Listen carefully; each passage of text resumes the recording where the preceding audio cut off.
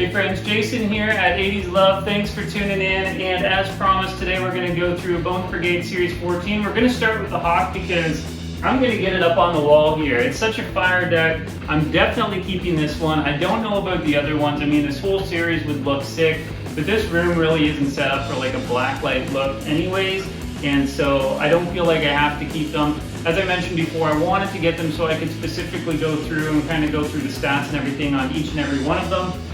But I'm definitely keeping one of these Hawks. I did get two of them, but I'm definitely keeping one. I think I'll put it up where the McGill is, and then I'll get rid of that. The McGill and put it down where the Bucky is, and then move the Bucky maybe to this wall over here. But this is honestly so fire. I'm so stoked to get this one.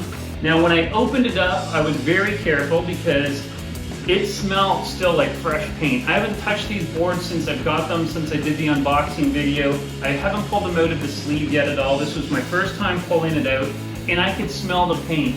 And people were saying that, and people were concerned about it because when they were pulling the envelope, or the sleeve, sorry, the plastic sleeve off, it was sticking to the deck, and it was creating some dull spots, almost like a shrink burn.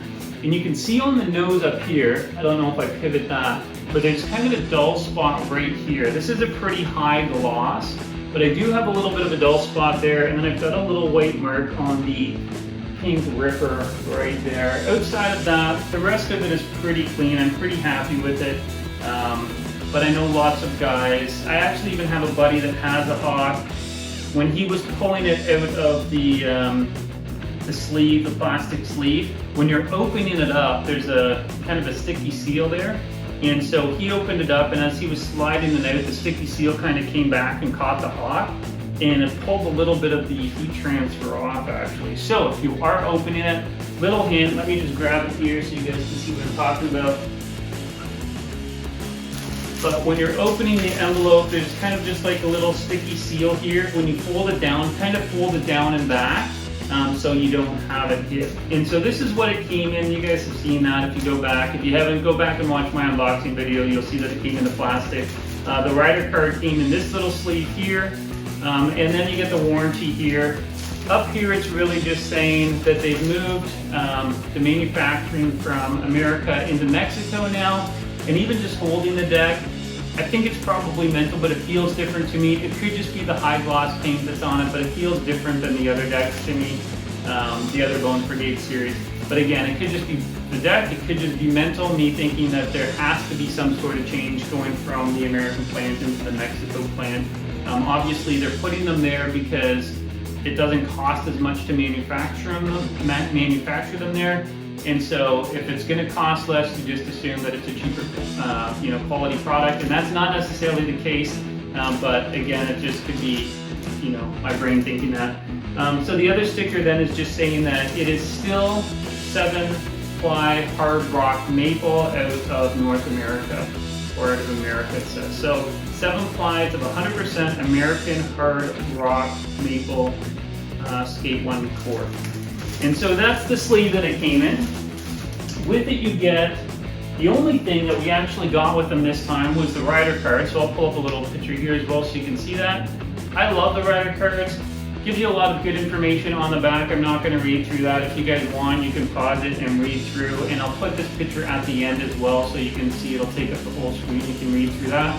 And then also you get the limited edition run with it. So this one, there was 5,000 of the Hawks, so that number kept going up. I think originally it was like maybe even 1,500. I can't remember because I got into collecting late, like probably around Series 9 is when I came in.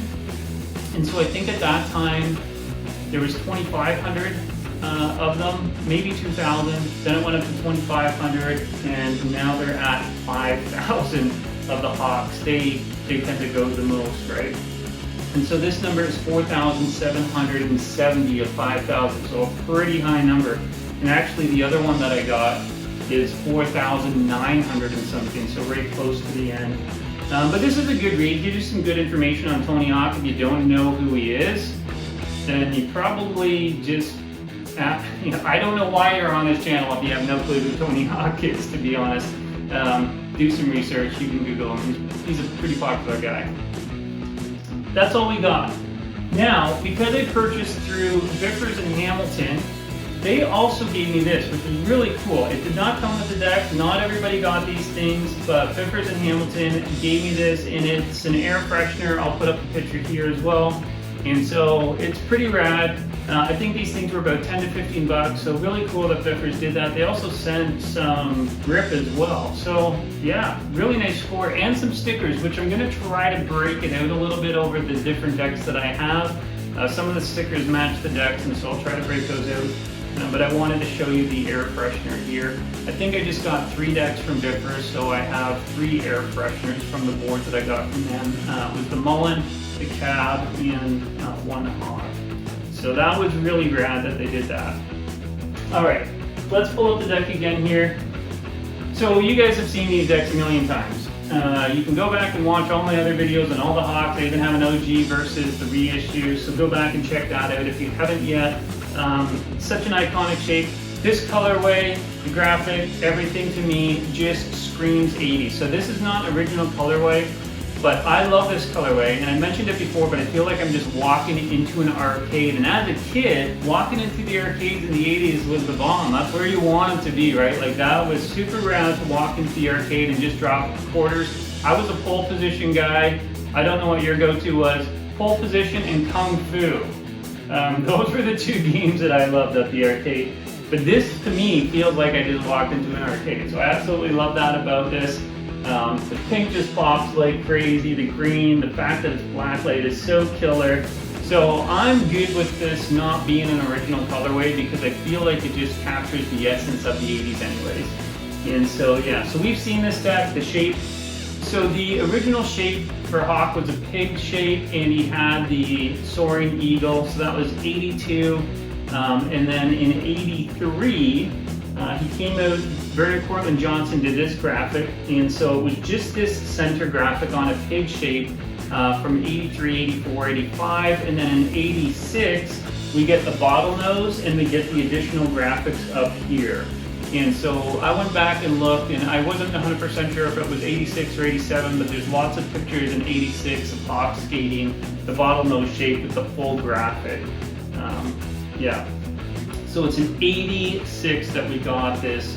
Got the new bottlenose shape and the additional graphics here, but originally, if you look at the 83 to 85, you'll just pull it up and just see the center graphic here. And the copyright is right down here for this graphic at 1983. And again, the artist, Vernon Courtlandt Johnson. We see a J, and we see his little trademark down here in the corner. Super rad deck, the Ripper on top. All right, let's get into some other specs here. And as we go through this, somebody pointed out to me that there's slight variations in the some of the other Brigade Series releases and this newer one. And so I pulled up my Series 12 because I have the Series 12, and there was very slight differences. And we're talking minutely, like, you know, 132 or, you know, 2/16 or something along those lines, but they're so close. And so it could honestly just mean the difference of, you know, moving from the US factory down to Mexico, and maybe their jigs or whatever you call them, their templates for the boards were just a little bit different. And maybe they're not. I laid this on top of my S12, and to me it seems identical, and again, they're so minutely different that honestly I don't think there really is a difference. But anyways, we'll run through the specs of this one, and then maybe I'll show you the S12 specs as well, just so I can highlight a couple of those differences. So we'll start off with the shape on this one. I've told you guys before, but the last 3 digits on the serial number here identify the shape, and so this is the 232. The concave on this one, very familiar concave for us old guys, is the SP3. The nose length on this one is 4.25, and so top of the truck to the tip of the nose. The wheelbase on this one in between the trucks here is 15 inches. The tail is 6 inches. The total length is 30.25, and then the width of this guy is 10.38. All right, so let's just quickly look at the differences between this one and the S12. And again, they're so minute. We're not even talking, you know, like an 1/8 of an inch. It's so close. They're like, you know, 1/16 of an inch difference.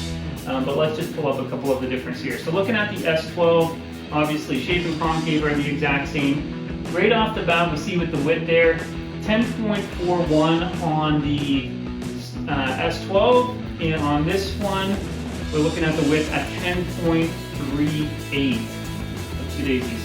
Yeah, so 10.41 to 10.38. The length on the S12 is 30.28, and the length again on this one was at 30.25. So they're really just sitting at a quarter of an inch there, right? Like both of them, they're just minutely different. What's the other one here? Okay, so the nose is 4.21. The nose here is again at that 4.25. So minutely different. And honestly, again, I laid this on top of the S12 and, you know, the hand measurement, and it felt like it was the exact same. I don't have an exact meter, you know, taking the full measurement, but it's minute, the differences. The wheelbase, both of them say 15 inches for the wheelbase. And then the tail, again, we're talking 5.97 on the S12 versus 6 inches on the S14 here, and 5.97 to 6 inches. Honestly, we're splitting hairs. But it was really cool. I appreciate that you guys identified that and you pointed it out. So when you come across that stuff, do, because it's really interesting. And if you know why there are those differences, then please, yeah, throw it in the comments because it is interesting. All right, so as we keep going here, we see that, well, let me just pull it up. This looks really good on here, right? So we have the trusty pink Psycho riser here, and we can see for sure that it's the old school shape, which is so rad. And so I love the old school shape. And again, if you guys, if this is the first time you're dropping on the channel, if you're just starting to get back into skateboarding after not skating for 30 years, just know that the truck hole pattern has changed from this old school one that we see here to one where the holes are a little bit closer together. And so if you're buying trucks, it's important to know that, because if it has the old school truck hole pattern, you can't just go out and buy a set of trucks. If you're buying indies, some of the 159s will have 6 holes, so we'll have the new school and old school hole pattern, so you can use the base plate for both. 169s usually have the 6 holes, unless you're getting the forged, then they're just usually the new school ones. Even those Tony Hawk ones that drop those indies for that had Tony Hawk stuff on it, those were forged base plates, and so they had the new school hole pattern, which completely blew because it was such a rad colorway. It's kind of like a aluminum green, you know, really nice color, but they're the new school truck hole pattern. So it would have looked pretty rad on here, but won't fit. So unless you're drilling the deck, and honestly, the majority of people that have these anyways aren't skating them. Now in saying that, there was this one gentleman that follows me, and I went over, and he's just a young kid. I'm so stoked to see these younger guys grabbing these old school shapes, and obviously Christopher Hyde, those guys are skating these things and killing it, and I am excited that they're doing that and they're bringing these old school shapes back to the general public now. And so I would say, I don't want to guess, but I would say this kid is in between 10 to 15. He bought his deck and didn't even grip it because he was hoping that grip was going to come with it. He was just too excited to get on it, and he's doing some kick flips and everything on this with no grip. It's so rad just to see him out there skating, and I forget his name. If I can see it here, maybe I'll put it up and try to push some graphic over to him. He's a rad little skater, and it was awesome just to watch him skate it. And so, yeah, I guess the last thing here is we just talk about the graphic. The old school system for applying the graphic was screening the paint directly on, and so they would do the different layers of paint screened directly onto the board, but now they use the heat transfer system. Again, if you guys haven't seen that, there's a good example where Bucky's going in talking about his graphic, and they talk about how they screen onto the heat transfer, and then they take that heat transfer and then put it on like a big sticker onto the whole board. And so that's essentially what this is.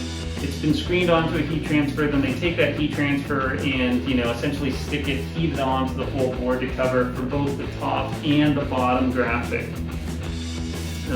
This one's not a good example of it because a lot of times when you look at heat transfers, the holes are still actually covered.